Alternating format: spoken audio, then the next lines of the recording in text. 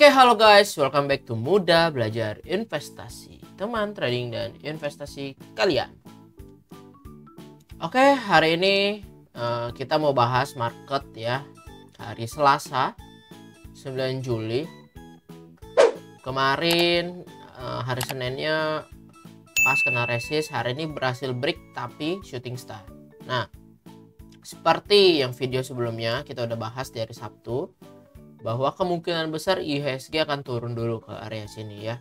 Ini false break nih, false breakout. Ya, karena IHSG udah kencang ngegas terus ya. Sangat teramat baik jikalau IHSG pullback dulu ya, pullback ke sini. Ya, justru yang nggak pullback itu berbahaya. Tinggal kapan pullbacknya. Jadi kemungkinan besar akan pullback dulu. Ya. Jadi ini view gua. Nah, sekarang kita mau langsung aja masuk ke saham yang mau kita bahas ya. Sebetulnya ini udah cukup oke lah. Kemarin tuh merahnya itu volume lebih besar, hari ini breakout dengan volume lebih kecil ya, kemungkinan besar fast breakout. Jadi kita tinggal tunggu soon or later ya, kapan IHSG akan turun ke 7050 ya. Ini masih sangat teramat wajar kalau turun situ, justru peluang banget buat kita. Nah, jadi saham yang hari ini lumayan naik dengan turnover yang cukup besar adalah saham BBRI ya, Bank BRI. Kita lihat Bank BRI hari ini dia naik 2,53% ya. Terus kalau kita ngelihat ya Big Akum ya, akumulasinya luar biasa besar. Tapi BKZPAK udah jualan gitu ya. Terus apakah BBRI terus naik? Kalau dari analisa gua ya, kita lihat di sini bahwa kemungkinan besar BBRI akan mencapai harga peaknya itu di area 4.980 sampai ke 5.000, kemungkinan besar ya. Jadi ya beginilah. Terus kalau BBRI udah sampai situ ngapain? Nah, turun dulu sebentar. Turunnya sampai berapa lama ya? Pakai teori Fibonacci. Kalau misalnya kita ngeliat kayak gini ya, ini tuh kan udah inverted head and shoulders ya, tinggal tunggu aja dia bikin shoulders kanan sebelum dia break semakin kencang. Ya, tapi pada intinya kalau bagi yang investing ya silakan dicicil pakai metode apa, dollar cost average setiap bulan beli ya silakan. Kayak gitu ya. Jadi kemungkinan besar BBRI ketika mencapai area 4.980 sampai 5.000, area-area situ lah ya. 4950, ini kayaknya 4950 dah. Nah, karena kan fraksi ya. Nah, area sini kemungkinan besar turun dulu. Turunnya sampai mana? Mungkin sampai ke 4.600 nanti. Jadi misalnya kita pakai Fibonacci, kita ambil high-nya 5.000. Tuh turunnya area sini ya, 4.600-an ya, 4.600-an. Ingat, support or resistance itu bukan satu harga tapi area harga. Ya kemungkinan besar kayak gitu. Jadi buat kalau ada yang tanya boleh gak beli BBRI sekarang?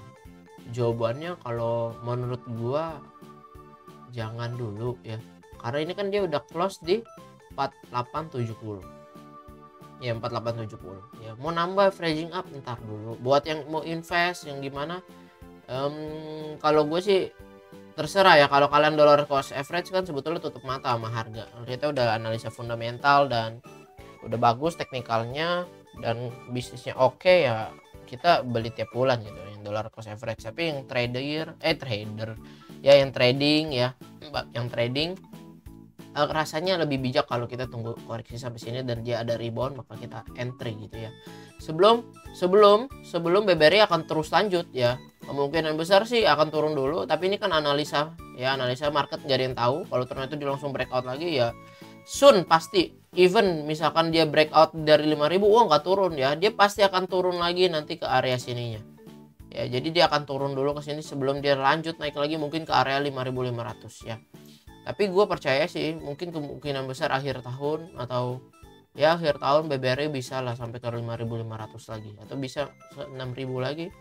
Ya, tapi yang pasti jangka dekat gitu ya, jangka pendek nih ke depan beberapa sebulan atau ya beberapa minggu, kemungkinan besar BBRI akan sideways dulu, koreksi dulu, dan itu sangat amat bagus kalau BBRI melakukan itu dibanding dia tiba-tiba gaspol kenceng sampai 6.000. Itu berbahaya menurut gua gitu ya.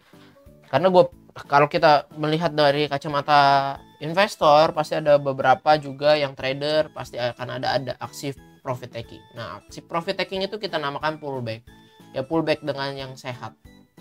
Ya jadi untuk BBRI view gua seperti itu. Ya walaupun kita ngeliat ini big akumulasi luar biasa, kalau misalnya kita ngeliat ke foreign pun, kita lihat foreign, nah hari ini tuh net buy 182 miliar gitu, kemarinnya jualan 266.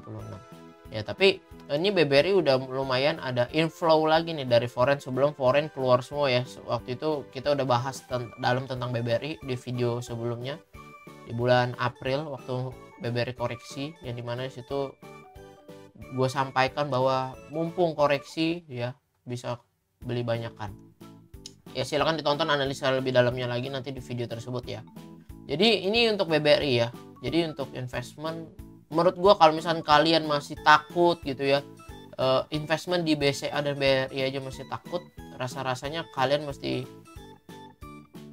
cek dulu sih profil resiko kalian. Itu jangan-jangan kalian invest juga nggak pakai duit dingin, nah itu berbahaya. Jadi money management harus firm dulu baru beli saham ya. Jadi ini BBRI view-nya ya, kemungkinan besar akan koreksi ke area 4.600-an.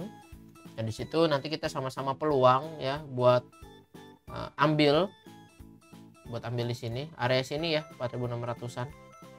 Nanti kita sama-sama tag. Apakah betulan begini ya, nanti silakan kalian kalau misalkan cuan pun pay it forward. Oke? Ya gua rasa sih yang kalian yang udah ngambil nonton video BBRI waktu dari bulan April, kalian harusnya sih cuan sih. Ya, jadi pay it forward kita bagi-bagikan. Oke, lanjut ya. Kita mau bahas saham apa nih? Nah, gue mau bahas saham Pegas ya. Ini nyambung nih ke BBRI sebetulnya kalau dari pola ya. Jadi, nah ini nih, ini dulu analisa gua waktu di Februari ya. Pegas gua targetin waktu itu sebetulnya cuma sampai 8% buat trading cepet ya. Tapi ternyata tercapai lebih ya. Sebetulnya kan target high-nya waktu itu di 1460. Nah, di sini ya 24%. Dengan stop loss 10% ya. Beberapa yang ngeliat kayak gini kan sebetulnya ada beberapa yang nggak mau, wah maksudnya cuma untuk dapat 8% gue mesti korbanin profit 10%. Ya terserah. Tapi kan selagi yang pertama gue bilang adalah justru kita mesti tahu dulu resiko terbesar ketika kita beli suatu emiten. Kalau 10% kita aja nggak sanggup ya mendingan gak usah beli gitu ya. Tapi kalau misalkan sanggup, maka pada faktanya kan nggak kena stop loss 10%. Tapi dari awal kita mesti tahu dulu kalau kena 10% hidup gue nggak berubah. Ya gitu ya maksudnya ya. Nah, ternyata kan Pegas betulan valid reversal dan sebetulnya kalau hold tuh bisa cuannya sampai gede. Tapi gue nggak muluk-muluk, gue pribadi gue nggak cuan sampai sekarang dan nggak masih hold gitu. Terus gue jualnya di mana? Gue jualnya tuh di sini, di area sini, karena gue pakai trailing stop loss gitu teman-teman. Jadi ketika dia udah naik kencang terus ternyata dia balik turun dari low yang di sini, gue biasanya udah jual. Jadi gue cuannya cuman 13% kemarin untuk Pegas. Ternyata kan ada news dan lain-lain, Pegas gap up. Nah itu mah rezeki gue berarti 14%, 13,5% di satu saham ini. Itu ya. Tapi ngomongin ini gue hapus dulu biar nggak bias ya. Jadi ini semua gue hapus. Kita lihat nih ya ke sini ya. Ini kan sebetulnya polanya sama ya. Dikit-dikit sama nih sama kayak BBRI. Ini deh yang gue hapus. Ini udah ada gambarannya. Ya kan, inverted head and shoulders kan. Ketika dia mau ini nggak bisa breakout, dia akhirnya turun dulu ke sini. Nah turunnya gimana? Pakai Fibo. Nah turunnya masih di area Fibo bagus, terus dia rebound.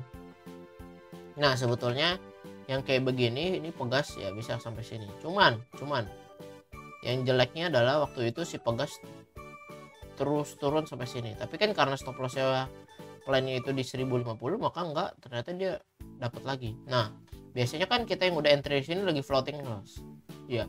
Kalau money management kita bagus, maka kita tenang-tenang aja, yang penting dia nggak kena stop loss gitu ya.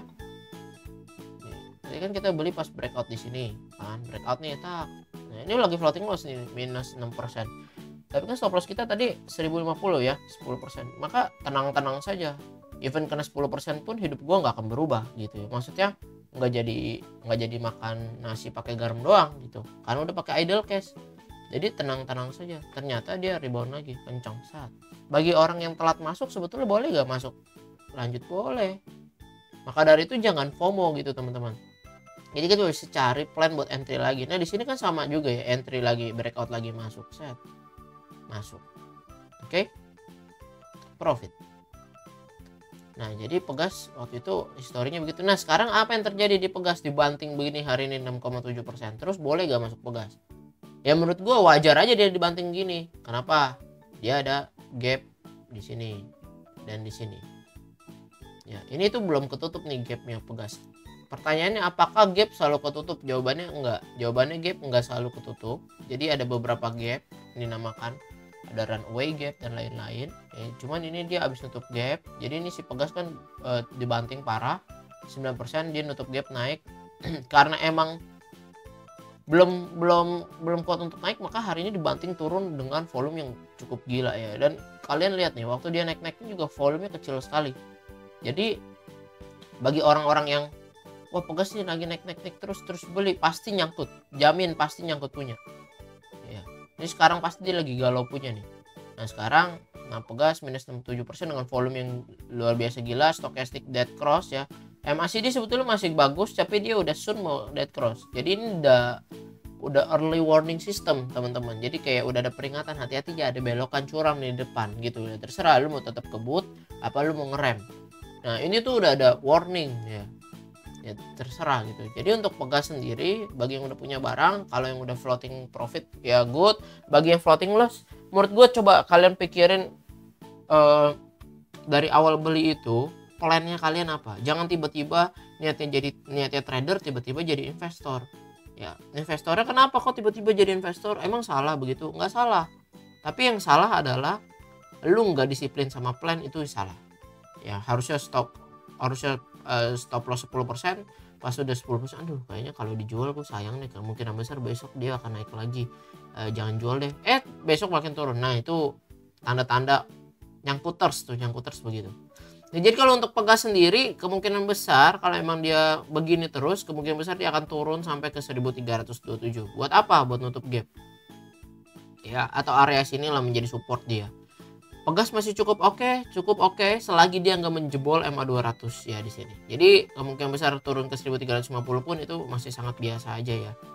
Jadi normal aja, walaupun bagi yang beli di pucuk mungkin udah ngeri ya, tapi ini akan potensi turun 17%, berarti kalau dari sekarang turun 12% lagi.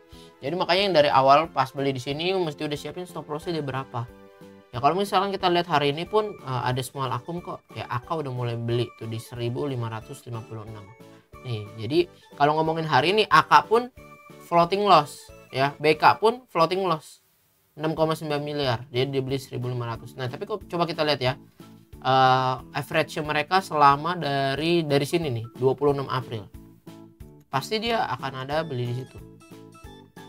26 April bottom kita lihat. Oke, AK tuh beli 203 miliar di harga berapa? 1523. Nih teman-teman ya, rata-rata dia nih semua nih buy average-nya si AK 203 miliar tuh di 1523. Ya sekarang pun dia floating loss. Even AK nih ya, AK nih kalau teman-teman UBS Sekuritas Indonesia biasanya dipakai oleh foreign. Nah kita BK juga ya. BK lihat JP Morgan ya kan. Nih, JP Morgan tuh beli 1522. Jadi sekarang pun floating loss tipis, padahal dia beli dari 26 April gitu. Nah, jadi kalau dari view kemungkinan besar dia akan turun ke sini dulu nih. Tapi kalau ternyata ini jebol nih, garis yang ini nih 1460, jebol lagi kemungkinan besar ke area 1400 sampai ke 1330. Jadi untuk Pegas, kita bagi yang belum punya wait and see ya, kita wait and see supaya nanti kita bisa ambil. Ya bagi investor kan Pegas ini lumayan, dividen dia tuh lumayan besar gitu. Dan jangan heran kenapa kemarin dibanting ini ya, karena pembagian dividen. Udah biasalah pembagian dividen pasti kebanting begitu ya. Jadi ini untuk Pegas teman-teman. Ada saham lagi BSDE. Nah, kita mau bahas saham properti BSDE. BSDE ini adalah saham yang waktu itu gua analisa kalau breakout kita beli gitu ya. Kita waktu itu analisa di Januari, cuman nggak breakout, maka nggak pernah nih gua analisa BSDE lagi gitu. Ini downtrend terus gitu ya maksudnya. Ini nggak kebeli-beli nih, ascending triangle nggak ke breakout, jadi lupa. Karena sekarang dia lagi mau reversal lagi nih, kita lihat nih lagi nih polanya terbentuk lagi. Tapi sama, kalau nggak breakout jangan dibeli ya, tuh kan ascending triangle. Kita lihat di sini. Oke, nah BSD bisa breakout gak nih? Kita tinggal lihat aja nih. Kita lihat targetnya dia. Kalau dia breakout, dia valid reversal. Jika dia valid reversal berarti sektor properti udah cukup kembali lagi ke habitatnya, ke bagus ya, jadi bagus lagi. Apakah bisa? Kalau kita lihat BSD juga dapat project dari pemerintahan, apakah bisa 1070 targetnya? Kalau dia breakoutnya di mana? Kalau gua sih akan melihat dari highest yang ini nih di 24 Juni itu di 990. Jadi kalau dia breakout 1010 maka bolehlah beli. Stop lossnya ya mepet-mepet aja 5% boleh ya, dengan target sampai ke sini 1070 itu 8%. Ya risk and reward rasionya 1:1,5. Jadi apakah BSD menarik? Dari stokastik Golden Cross menarik, MACD menarik, RSI juga cukup menarik. Jadi BSD kita lihat ya. Terus kalau kita lihat diakumulasi nih dari mana? 18 April. Kita lihat dari 18 April sama dari bawah tuh big akum teman-teman, big akum ya 95 miliar di harga 942 kita beli di 1010. Kalau gue sih nggak apa-apa, lebih mahal sedikit ya, karena mau pastiin dia nggak apa, dia ada momentum buat ngebreaknya. Ini gue naikin lagi sini ya, area sini. Oke, ini untuk BSDE ya. Kita lihat foreign juga, coba BSDE gimana yang terjadi. Ya foreign biasa aja tuh, dia hari ini cuma jual 1,6, dia akumulasi 3,1 miliar, jual 1,6 miliar.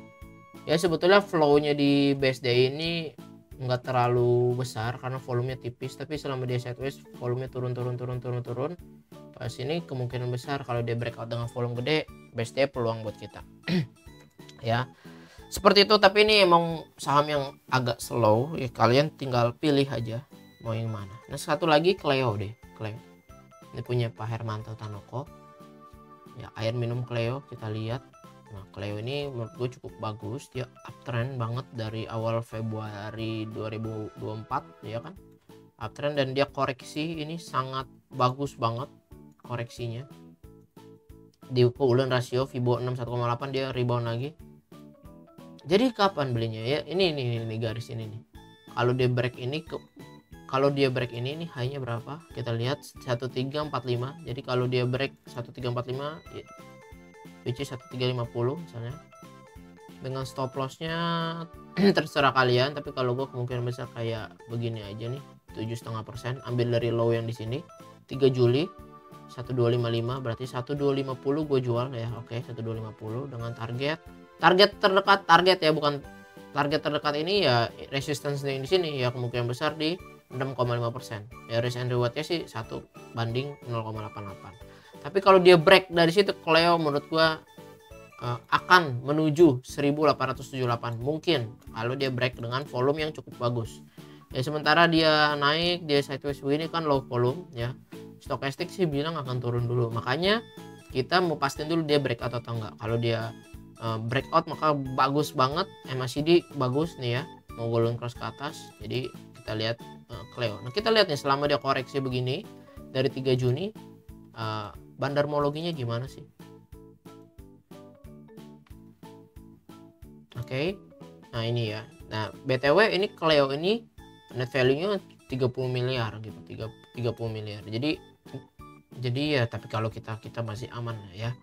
Masih sangat teramat aman, kita bisa masuk bisa keluar. Kalau misalkan per transaksi kita masih di bawah 1 miliar masih sangat teramat aman gitu. Nggak usah sih 1 miliar kayaknya kalau buat saham yang kayak gini. Kalau transaksi kita di under 100 juta kayaknya masih aman untuk entry ini ya. Karena kan bukan kita doang ya kan, misalkan yang nonton BI dan orang-orang investor Indonesia juga pasti kan ada menganalisa ini saham gitu. Nah ini BK sama AK mulai akumulasi 1274 ya. Ini PD beli 6 miliar 1324 ya. Jadi dia tuh ya lagi ngumpulin barang nih teman-teman. Tinggal soon or later Cleo ini menurut gua bagus sekali buat kalau dia breakout. Ya, coba kita lihat foreign. Coba kita lihat. Ya, foreign kayak BSDE lah ya. Dia beli 2,4, jual 1,4, ini jual cuma 88 juta, 290 juta. Jadi kebanyakan lokal lah ya. Ya, jadi ini pandangan gue terhadap keempat saham ini ya, Bank BRI, Pegas, BSD, dan Cleo. Semoga apa yang gue bagikan bisa menjadi manfaat buat teman-teman, buat pertimbangan, buat entry saham apa. Dan kalau misalkan kalian mau request analisa saham apa, silakan komentar. Kalau kalian juga mau join ke komunitas Mudah Belajar Investasi, kalian tinggal klik link yang ada di deskripsi. Di situ ada link Telegram juga, dan kalau misalkan kalian mau itu silakan follow Instagram juga atau TikTok. Tapi TikTok belum ada apa-apa sih, baru gua buat ya. Jadi terima kasih teman-teman buat supportnya, antusiasnya kalian dan nonton video sampai akhir. Semoga kalian diberkahi oleh Tuhan yang Maha Kuasa dan juga cuan berlimpah. Tapi jangan lupa kalau udah cuan, pay it forward ya. Kita bagikan ke panti asuhan dan yang membutuhkan juga. Terima kasih semuanya. Thank you for watching. See you in the next video. Bye bye.